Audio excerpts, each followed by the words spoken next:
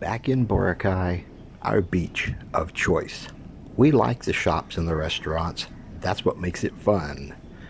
It's a little early in the morning, so it's not real crowded, and it's just really overcast. But you can see all the waves. The storms are here, so this is kind of the wrong time of year to be here. You can't hear all the wind, but you will probably hear it in some of the other clips. I will turn it down as low as I can. It is the wrong time of year, but we live so close, we come anyway. Usually the winds and the waves are on the other side of the island. You know, I've never been to the other side of the island. We should check it out during this part of the year. Well, maybe next time.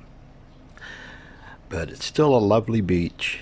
You do have to kind of avoid the rain sometimes, but that's why the hotels are so cheap during the rainy season. And like I said, we live one island over, so for us it's not a big deal. If you're coming a long distance, I would recommend coming in the dry season. The prices are higher, the crowds are bigger, but it's much, much nicer. This is kind of funky, the weather's weird, the water's rough. So there are a lot of new rules. The no fire dancing is a bummer.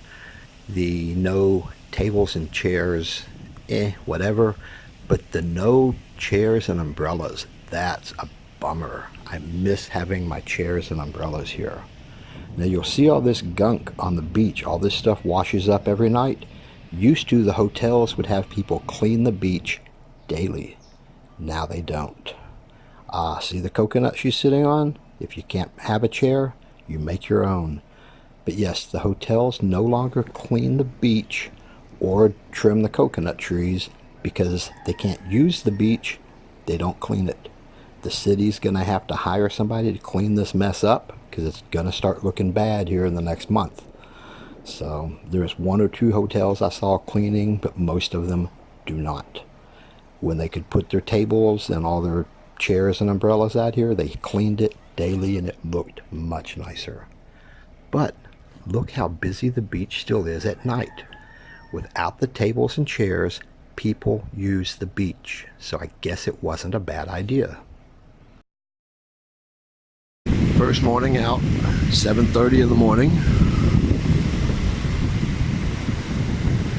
The Marines are out picking up, looks like sticks. They're picking some stuff up, leaving others. I don't know what they're picking up.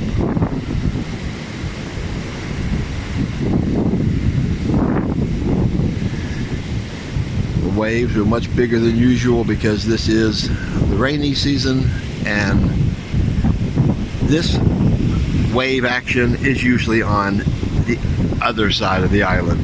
The wind also.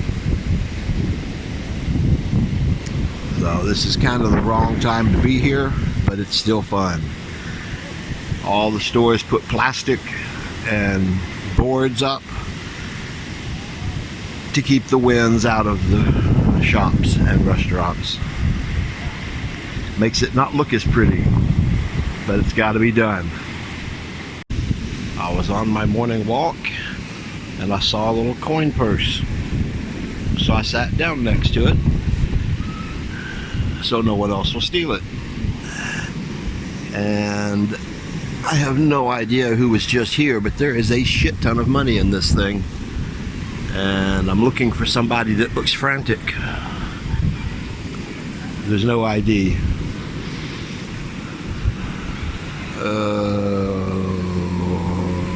I could leave it at the police station, but how would the people know to go look for it?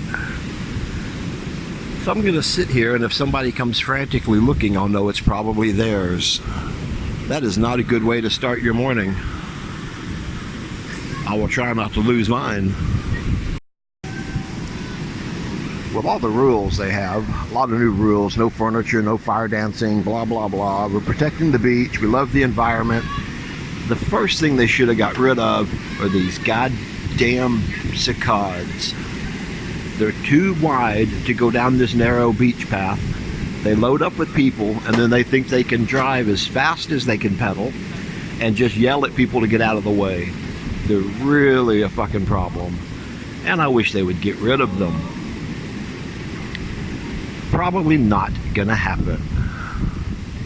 There are a lot of police out here on my morning walk, and a lot of moving out of those shops. Seems to be an eviction. So I did ask one of the police officers what was going on, and he says, "I don't know, sir," which I find hard to believe. All these cops are here, they have to know why they're here. He either doesn't speak English and didn't know what I was saying, or he just didn't want to talk to me. But you can see they're throwing everyone out of the shops. I don't know if they were squatters or if it's just time for something else to move in here. They don't seem happy to be moving out, but there isn't any issues. They're moving quietly. But there's a lot of cops here. I could imagine they would.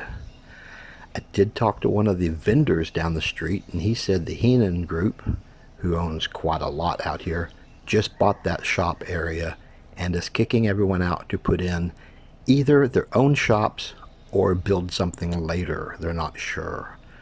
They did have ambulances here standing by just in case there were problems. I seem to have picked up some friends along the way. I swear they're not mine. But you know, I've never seen stray dogs here.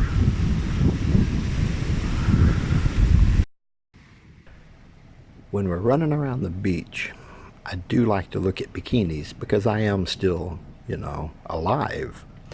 It's kind of funny because the European and American, any of the Westerners, Aussies, everyone, pretty much will wear bikinis. The locals will swim in shorts and t-shirt with underwear because that's what Filipinos do. And the Koreans are in rash guards that are almost burqa-esque. They are really protecting themselves from the sun a lot. But it's not a big crowd because of the wrong time of year, but it's nice. It's enough people, we're not bored, but plenty of room for everyone. It's a 4-kilometer beautiful beach. It just started raining, and these massage girls on the beach path were singing "It's Raining Men." Oh, why do I never have my camera on at the right times? One of the new rules is no professional sandcastles without a permit. Now, before school every day, these kids are out building these. This is before breakfast. And there's a whole row of them. I'm pretty sure they don't all have permits, but they're not going to leave them up. It's like they come out to practice before school, and then they'll usually knock them down. And then at night, there's only 1 or 2 people out here doing them, because I don't know how much the permit cost. But the tourists love these sandcastles. There's, you know, it says Boracay and the date. So here comes Melanie. She is talking to our niece on video chat. So we're gonna wave to Bebe. Hello, Bebe. How are you? Can't see her very well, but she's there. Anyway, we're just out running around on the beach, doing some shopping. You can see some rain puddles on the sand. It's been an iffy day, but it's still a beautiful beach. So, hello, Bebe. We're going to go into D Mall, which is right on the beach. One of the things my wife and I both like about Boracay is that it has all the shops and restaurants. You go to a private beach, and personally, after swimming for, you know, an hour, I'm kind of done. So I like having the shops. It has all its touristy shops. It has, you know, regular stores. There's now a mall up the road with a movie theater. I bet the locals that live here are very glad to have a movie theater and a good grocery store. So there's a lot of nice restaurants here, a lot of foreigners cooking, so you have a lot of options on the food. You can eat real cheap at some of the standard Filipino places, where you can go as expensive as you want on the foreign stuff. Something here for everyone. So it's been really good. The shopping is fun. We'll spend a lot of time. Actually, we spend more time wandering the shops than we do on the beach. Now, back when we had the chairs and umbrellas, we would spend more time on the beach lounging, but just swimming, not as much. They do have ATMs here, and if you have a foreign ATM card, remember BPI does allow you to take out 20,000 pesos each transaction. A lot of the machines here limit you to 10,000 pesos.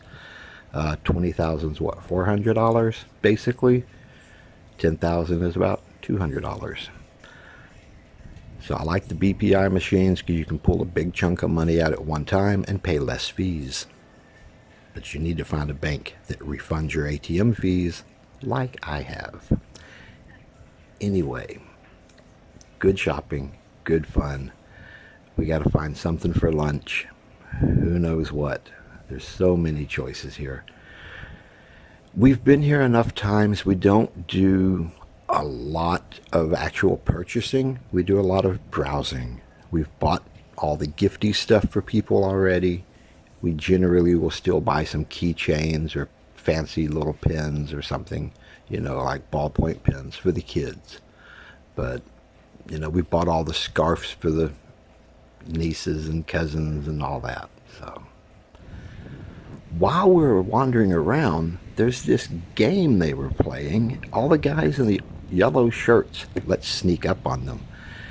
These are the surfboard rental guys, and they're on break.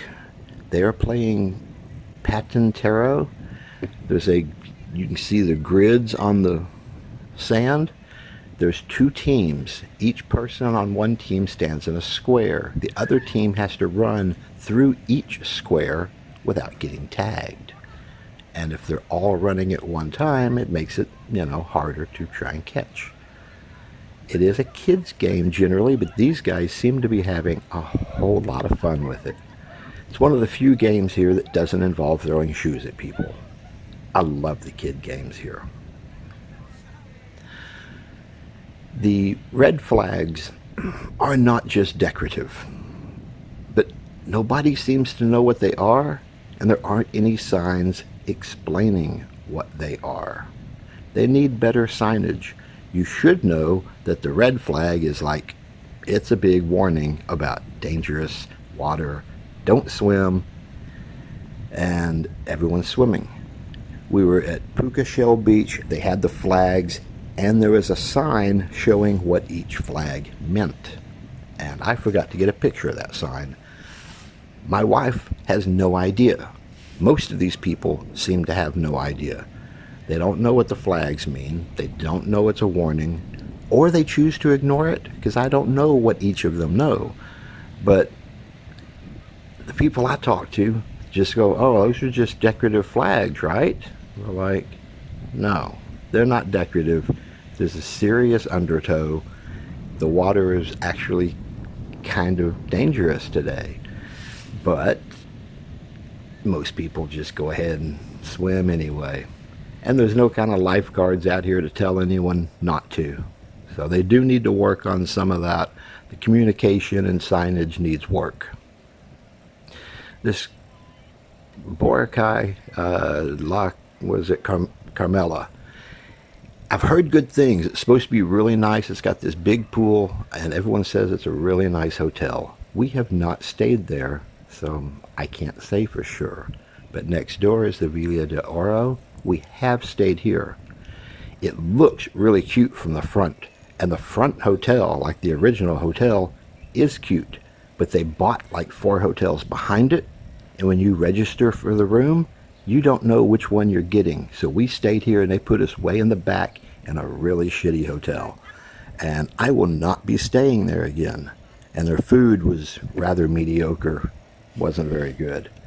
The front's very cute, but you don't know where you're staying, so it's not dependable for me. We'll stick with the Niggy Niggy because it's wonderful. Here's a moment with very little wind so you can hear the actual ambient noises. No, thank you.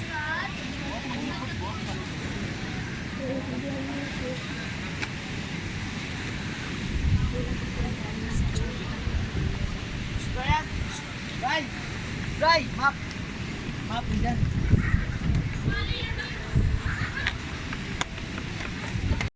So I turned a guy down for a sailing trip, and they offered me girls or grass at Filipino prices.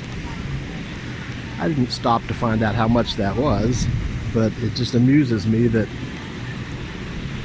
as soon as I turn the camera off, shit happens. Boracay is our beach of choice. It is our favorite hangout. We will be back. There are others we should check out, but White Beach is 4 kilometers long. The entire beach has a beautiful sunset view, which is why this side is so popular. Enjoy your day in paradise.